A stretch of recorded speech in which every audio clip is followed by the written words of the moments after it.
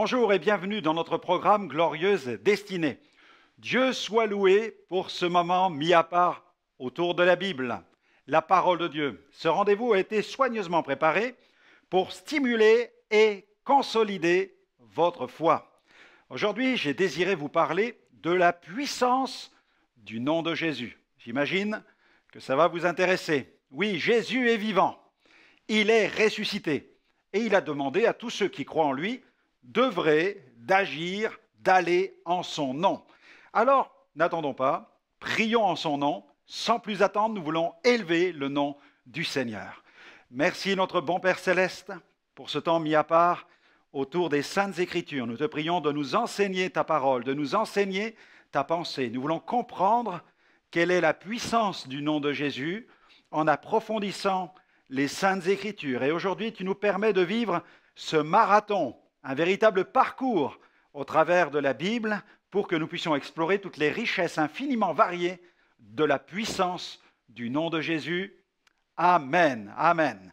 Et je veux aussi saisir l'occasion de ce programme, cette opportunité, pour vous présenter un livre qui présente les différents éléments qui composent notre autorité sur le plan spirituel. Alors, les titres des différents chapitres vont certainement aussi vous stimuler, vous encourager. Les 13 éléments de cette autorité sont les suivants. La puissance d'un engagement avec Dieu, cela nous donne de l'autorité. Notre glorieuse position en Christ, le pouvoir de la volonté, c'est-à-dire choisir, la puissance de la rédemption, la foi, votre nouvel univers, la marque du sang. Il y a la puissance du nom de Jésus, on va en parler maintenant, votre label sainteté, la puissance de vos paroles, l'arsenal spirituel, la puissance d'une vision, la puissance de la croix. Voilà, c'est un livre à ne pas manquer. Son titre, Connaissez-vous votre autorité? Vous pourrez le retrouver directement dans notre boutique en ligne et ainsi approfondir ce sujet tellement important de la puissance du nom de Jésus et de notre autorité spirituelle. Alors, Dieu soit béni pour cet équipement que le Seigneur met à notre disposition. Allez, aujourd'hui, nous voulons vraiment élever le nom de Jésus. Alors, je vous propose d'écouter un groupe qui vient de rejoindre le réseau de notre chaîne TV. Il s'agit du groupe Impact qui chante « Merveilleux nom ». On les écoute et on se retrouve dans quelques instants.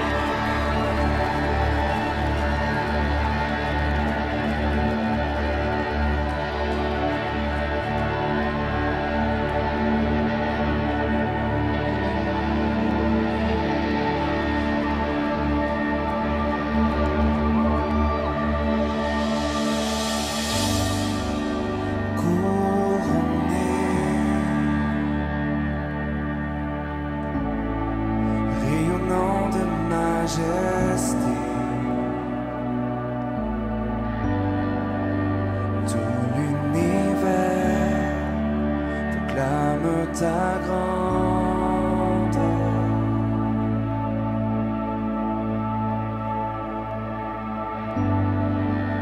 glorifié par les anges prosternés, tu es assis à la droite du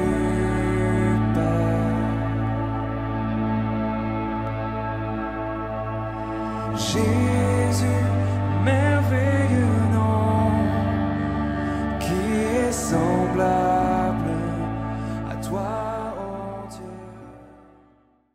Un grand merci au groupe Impact pour cette magnifique interprétation. Découvrons ensemble ce que les Écritures déclarent au sujet du nom de Jésus. Et voyons pourquoi ce nom est si puissant. Je veux tout d'abord affirmer que Jésus, c'est le nom qui sauve. Jésus, c'est le nom qui sauve. L'apôtre Pierre, a déclaré au chef du peuple, il a déclaré « Le salut ne se trouve en aucun autre, car il n'y a sous le ciel aucun autre nom donné parmi les hommes par lequel nous devions être sauvés. Son nom, le nom de Jésus, n'est-il pas supérieur à celui des anges? La Bible dit qu'il est d'autant supérieur aux anges qu'il a hérité d'un nom plus excellent que le leur. Et ce passage se trouve dans Hébreux chapitre 1er, verset 4. L'apôtre Jean, lui aussi, a évoqué cette réalité du salut qui est lié à la foi, qui est placé dans le nom de Jésus. Dans l'évangile de Jean, chapitre 1, versets 12 à 13, il déclare ceci: « Mais à tous ceux qui l'ont reçu, c'est-à-dire Jésus, Jésus la parole, dans le contexte du chapitre, c'est Jésus la parole, eh bien Jésus la parole a donné le pouvoir de devenir enfant de Dieu à ceux qui croient en son nom, c'est-à-dire le nom de Jésus, et qui sont nés non du sang, ni de la volonté de la chair, ni de la volonté de l'homme, mais qui sont nés de Dieu. » Alléluia! C'est par son nom que les païens découvrent la vraie foi. Dans Romains chapitre 1, verset 5, Jésus-Christ, notre Seigneur. C'est par lui que nous avons reçu la grâce et l'apostolat pour amener en son nom à l'obéissance de la foi toutes les nations. Dans le langage biblique, on parle des païens, on parle des nations, de ceux qui ne sont aucunement initiés dans le vrai Dieu, dans la connaissance biblique. Ils ont eu accès au salut grâce au nom de Jésus. Jésus, c'est aussi le nom qui justifie. Le nom qui justifie. En effet, la justification s'obtient grâce à la foi en Jésus. Elle nous déclare juste devant Dieu parce que nous avons placé notre foi en Jésus-Christ. Dans la lettre qu'il adresse aux chrétiens de Corinthe, dans le chapitre 6, verset 11, l'apôtre Paul rappelle ce qu'ils étaient avant de connaître Jésus. Il dit « Et c'est là ce que vous étiez, quelques-uns d'entre vous, mais vous avez été lavés, mais vous avez été sanctifiés, c'est-à-dire mis à part, mais vous avez été justifiés, c'est-à-dire déclarés justes, au nom du Seigneur Jésus-Christ et par l'Esprit de notre Dieu. Amen. » La foi en Jésus déclare le pécheur, celui qui est séparé de Dieu, justifié devant Dieu. Oui, la puissance du nom de Jésus.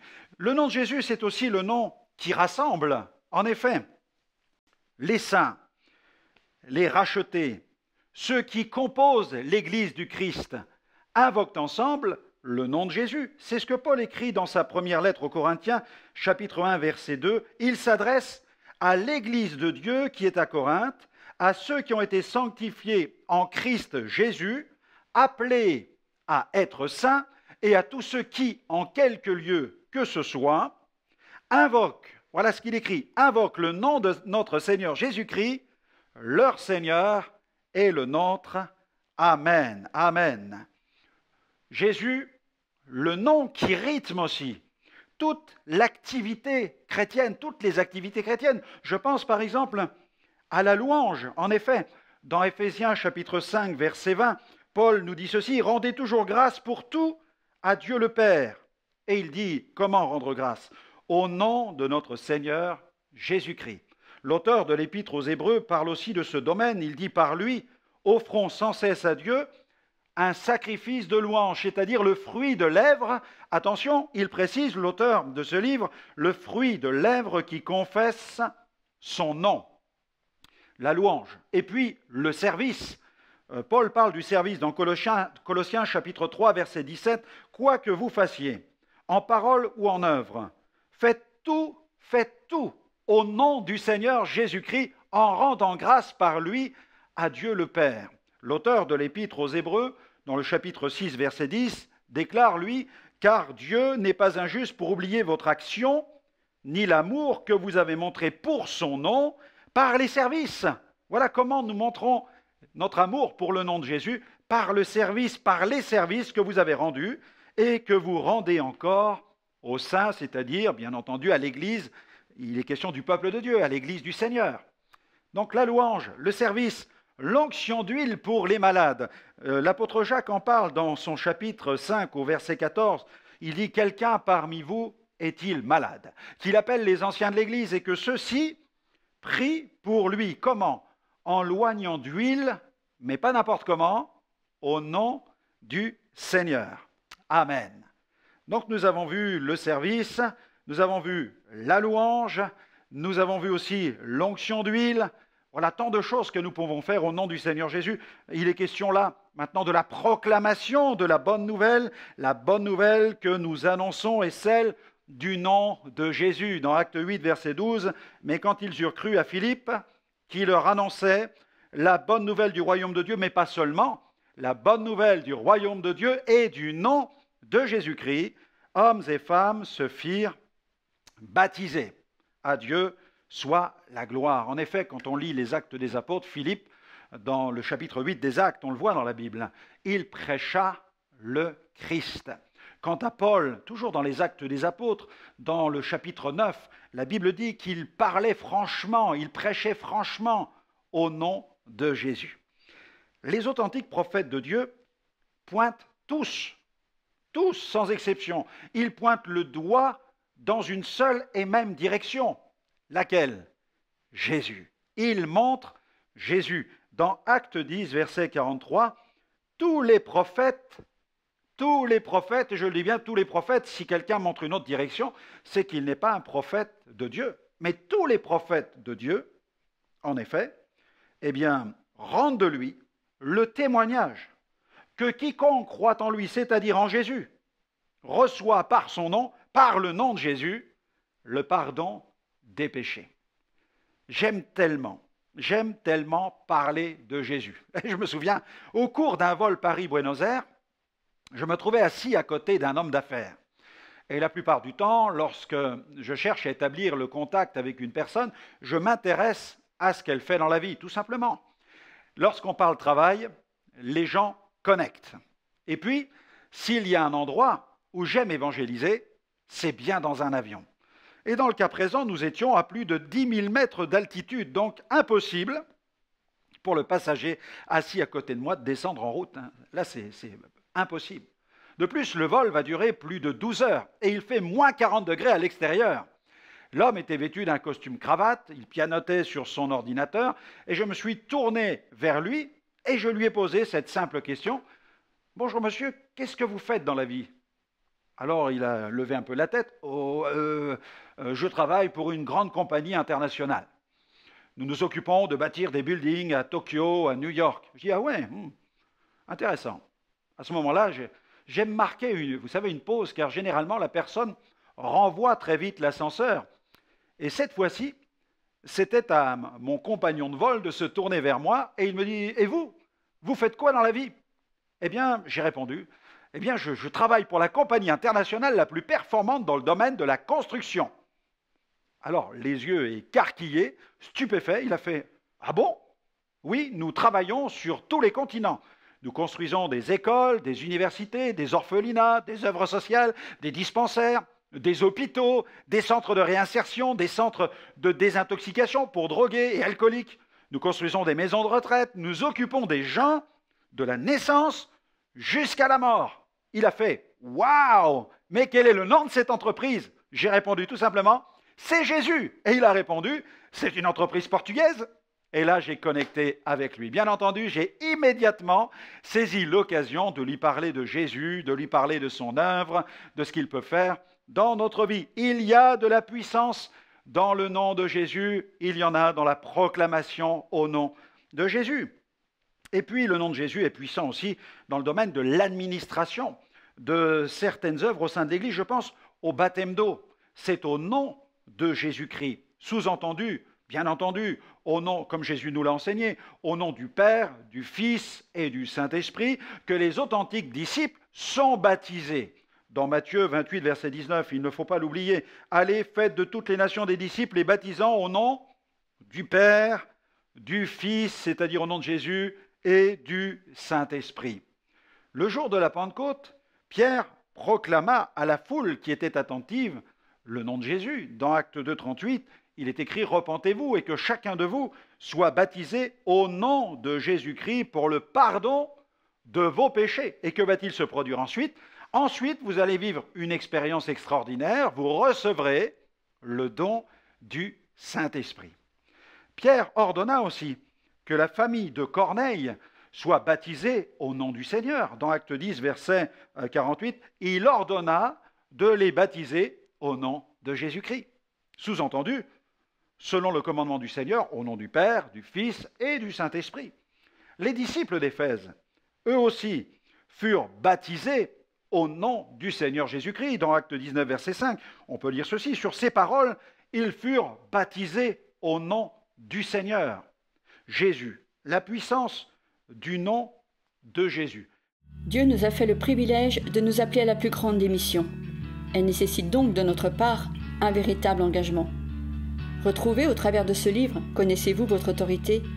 13 éléments qui vous permettront de consolider cette autorité spirituelle en Christ, afin de répondre à la plus glorieuse des vocations, celle d'une vie chrétienne engagée. Pour le commander, rien de plus simple. Rendez-vous sur www.gospelvision-international.com.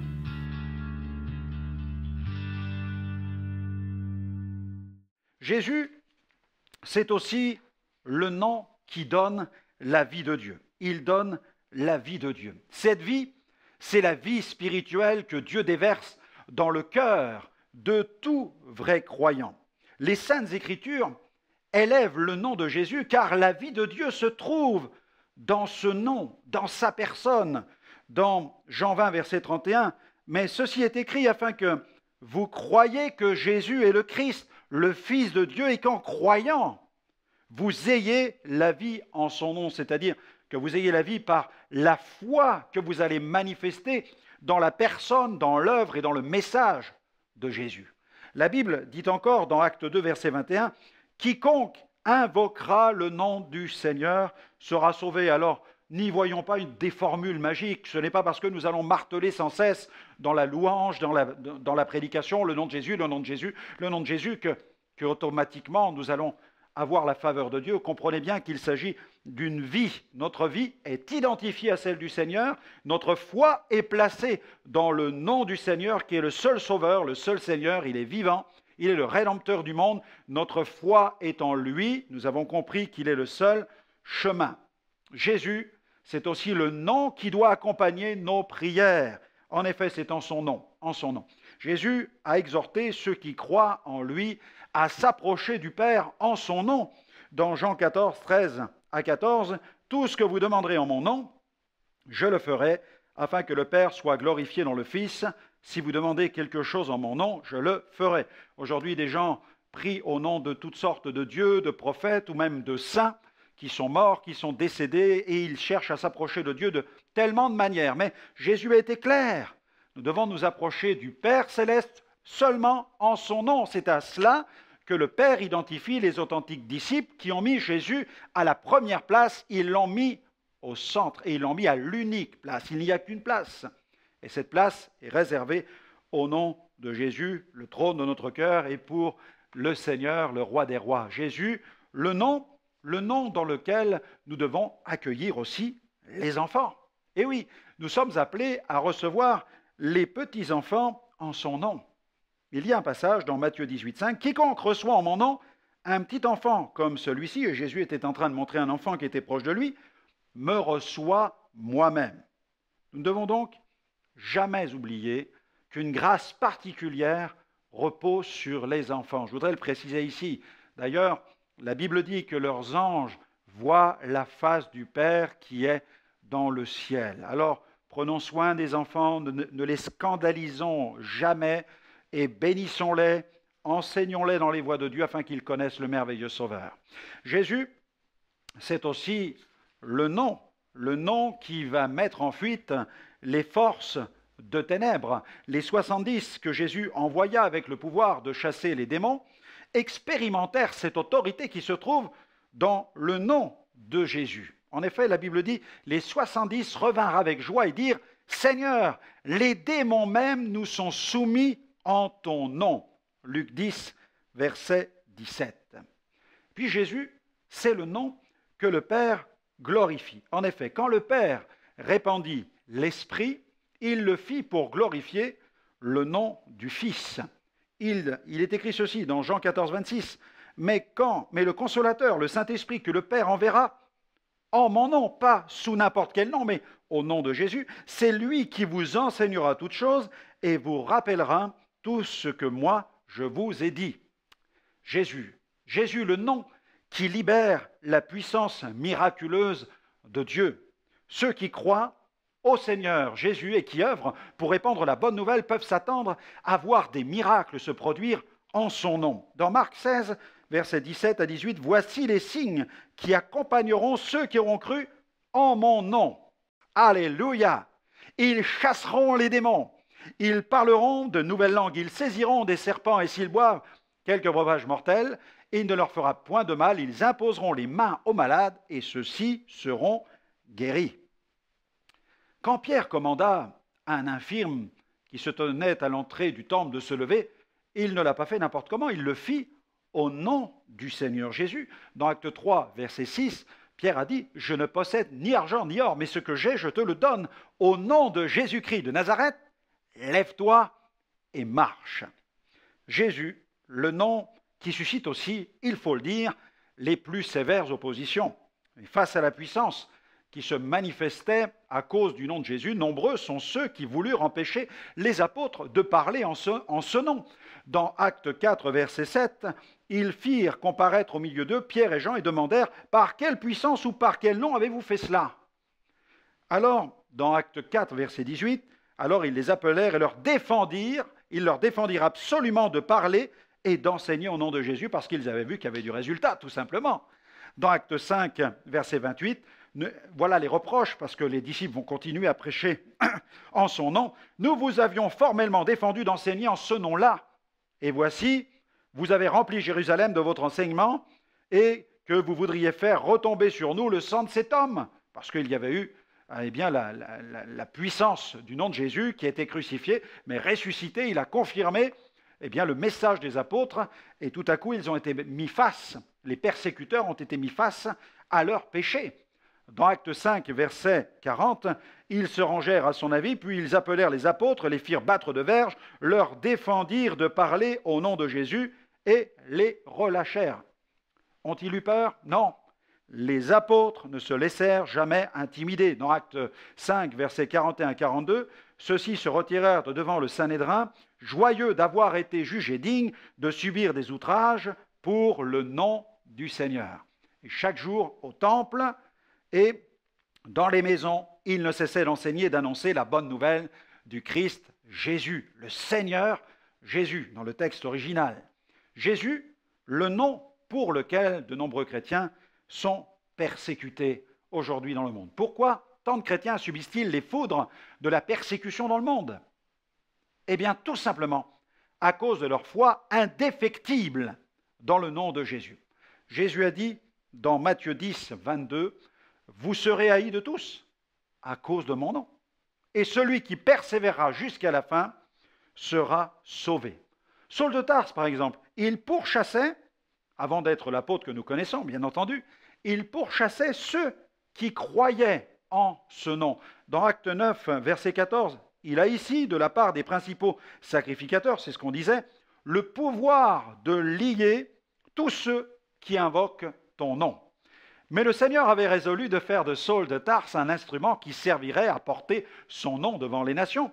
Dans Acte 9, verset 15, « Cet homme est pour moi un instrument de choix afin de porter mon nom devant les nations et les rois et devant les fils d'Israël. » Le Seigneur lui montra aussi ce qu'il devrait souffrir pour son nom, dans Acte 9, verset 16, « Et je lui montrerai combien il faudra qu'il souffre pour mon nom. » Si nous sommes persécutés à cause du nom de Jésus, sachons aussi que Jésus saura nous récompenser justement, donc avec une véritable justice. Dans Jean 15, verset 21, « Mais tout cela, ils vous le feront, dit Jésus, à cause de mon nom, parce qu'ils ne connaissent pas celui qui m'a envoyé, le Père, le Créateur. » Dans Matthieu 19, verset 29, « Quiconque, voilà ce que dit Jésus, quiconque aura quitté à cause de mon nom, maison, frère, sœur, père, mère, femme, enfant ou terre, recevra beaucoup plus et héritera la vie éternelle. » Réjouissons-nous lorsque nous sommes persécutés pour le nom du Seigneur, car c'est alors que le Seigneur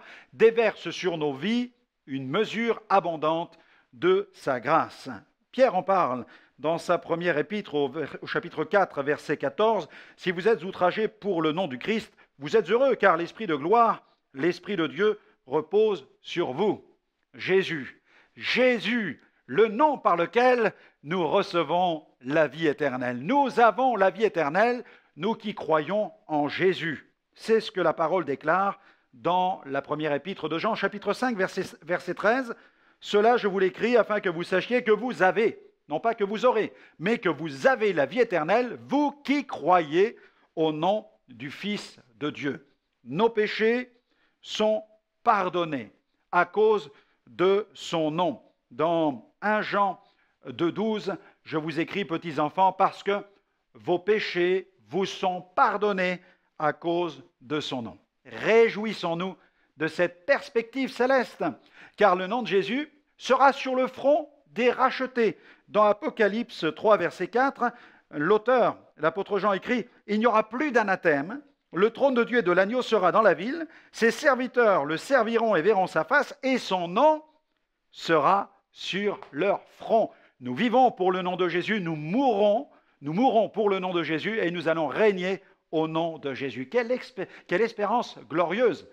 Jésus, le nom de celui qui est aussi appelé dans les Saintes Écritures, eh bien, la parole de Dieu. Soumettons notre vie au chef de l'armée des saints, l'armée des rachetés, le roi des rois, le Seigneur des seigneurs. Dans Apocalypse 19, versets 12 à 16, ses yeux, regardez Jésus dans la gloire, ses yeux sont une flamme de feu. Sur sa tête se trouvent plusieurs diadèmes. Il porte un nom écrit que nul ne connaît sinon lui. Il est vêtu d'un manteau trempé de sang. Son nom est la parole de Dieu. Les armées qui sont dans le ciel le suivaient sur des chevaux blancs, revêtus de fin lin, blanc et pur. De sa bouche sort une épée tranchante pour frapper les nations. Il les fera paître avec un sceptre de fer. Il foulera la cuve du vin de l'ardente colère du Dieu Tout-Puissant. Il a sur son manteau et sur sa cuisse un nom écrit, Roi des rois et Seigneur des seigneurs. Tenons-nous donc avec foi et courage sous la bannière du nom de Jésus. Elle nous confère de l'autorité pour relever les plus grands défis, traverser les plus difficiles épreuves, mais aussi pour faire face aux plus violentes persécutions. Eh bien voilà, notre émission se termine.